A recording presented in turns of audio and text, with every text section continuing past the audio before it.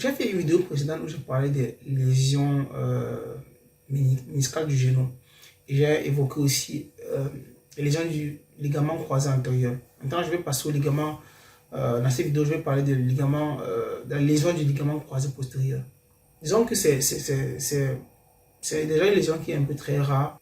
Ça comprend 2% des lésions ligamentaires du genou. C'est généralement associé à la subluxation et au traumatisme à haute énergie dans le contexte des lésions multiligamentaires. Et c'est rarement une lésion qui est isolée, due à un traumatisme direct antérieur sur le tibia. Passons au tableau clinique de ce type de lésion en phase aiguë. On a la douleur qui est diffuse. On a un gonflement dû à un épanchement articulaire sanguin. Ce que j'ai dit dans la vidéo précédente, on appelle ça les hématroses. On a une impotence fonctionnelle. Et en cas de lésion multiligamentaire, disons que en cas de lésion multiligamentaire, on peut observer une subluxation du genou, les fractures, les lésions vasculaires et nerveuses. Passons maintenant au cas de la lésion ligament croisé postérieur en phase chronique. Ce que j'ai expliqué précédemment, c'était en phase aiguë, en phase chronique maintenant. On a déjà une instabilité articulaire qui entraîne une sensation de céder en fait. Pour les différents tests, on fait le test du tiroir postérieur ou encore du caisson postérieur. Et comment ça se fait? Le genou est fléchi à 90%, on place les mains au niveau du tiers proximal du tibia, comme dans le cas de la lésion de l'autre ligament croisé antérieur. On applique les sollicitations dans le plan sagittal. Ensuite, on recherche un déplacement postérieur du tibia par rapport au fémur. On peut aussi envoyer des examens complémentaires. Si on passe à la thérapie conservatrice des lésions du ligament croisé postérieur, on a la genouillère à 30 pendant 21 jours. Ensuite, on a la rééducation fonctionnelle avec renforcement musculaire et hydrokinésithérapie, c'est-à-dire la kinésithérapie en milieu aquatique. Disons que c'est indiqué pour les lésions, c'est ce qui est indiqué pour les lésions isolées partielles. Maintenant, passons à la rééducation post-opératoire.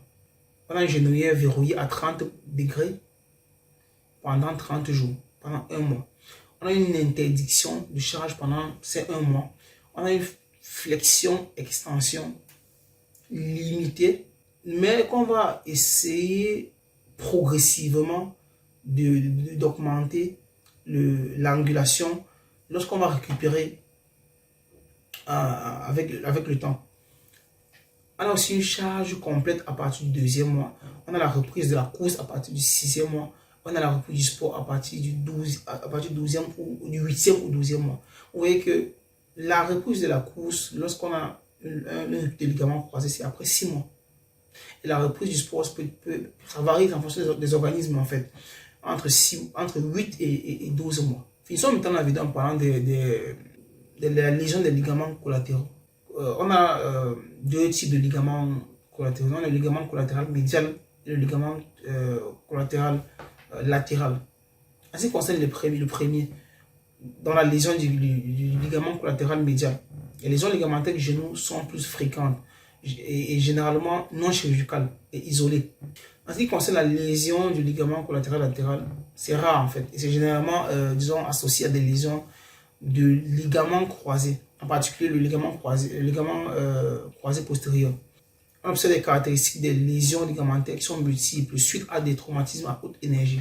Quand ça se manifeste, on a la douleur du côté médial. On fait le test valgus positif. On fait un test.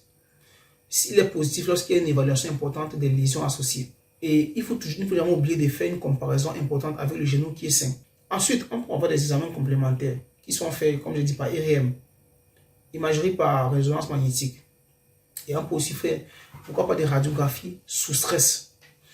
En ce qui concerne la thérapie conservatrice, on a une genouillère qui est verrouillée pendant 14 jours. Et ensuite, on a la rééducation. Si on passe à la thérapie chirurgicale, vous avez constaté qu'il y a 2 types de thérapie. La thérapie conservatrice et la thérapie chirurgicale. En ce qui concerne la thérapie chirurgicale, comme je disais, il y a la réparation directe ou la reconstruction. La reconstruction se fait dans les lésions de 3e degré ou dans les lésions combinées. Passons à la lésion du ligament collatéral latéral. Tout à l'heure, on a parlé du ligament collatéral. Passons maintenant à la lésion du ligament collatéral latéral.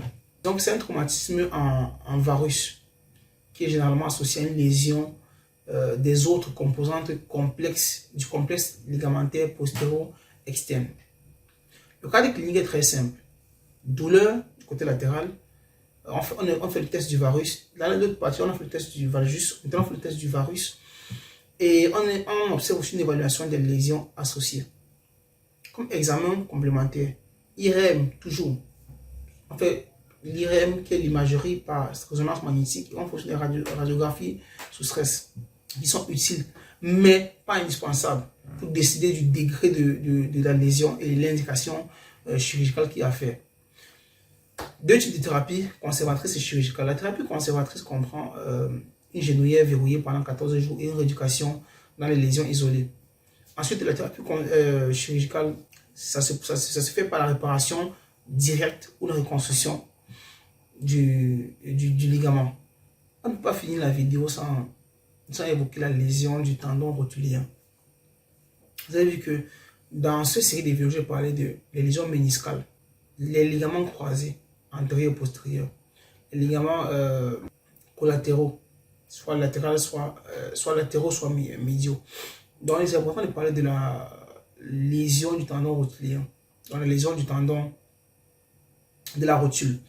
Alors, quelles sont les causes de la lésion du tendon rotulien? Déjà, on a une contraction brusque du quadriceps, une inflammation préexistante et une dégénérescence préexistante. Si on passe au tableau anatomo-pathologique, il y a deux types de lésions. On a la lésion du quadriceps qui est supra-rotulien, donc au-dessus de la rotule. On a la lésion du rotule, la lésion du tendon rotulien qui est infra-rotulien, donc en dessous de la rotule. Le tableau clinique est simplement observé par une douleur aiguë, un déficit d'extension, un gonflement et une discontinuité du tendon. Pour ce qui comprend la thérapie, il faut une réparation chirurgicale et une immobilisation. Donc la réparation chirurgicale le plus souvent est en urgence et on a besoin d'un tissu adéquat, une possibilité d'augmentation avec des ligaments artificiels. L'augmentation se fait avec les tendons d'un donneur. Les tendons peuvent être les tendons rotuliens ou les tendons d'Achille. Il y a des difficultés dans les cas chroniques. Ça comprend quoi? La rigidité, le manque de tissu autologue, la rétraction du quadriceps qui entraîne un renforcement avec le fil métallique pour protéger la reconstruction des stress pendant les périodes de rééducation. Disons que les résultats de la réparation du tendon rotulien entraînent une excellente fonctionnalité dans les cas aigus avec ou sans augmentation des résultats. Et dans les cas chroniques, on a une performance réduite du quadriceps. Voilà ce qui comprend les lésions du tendon rotulien.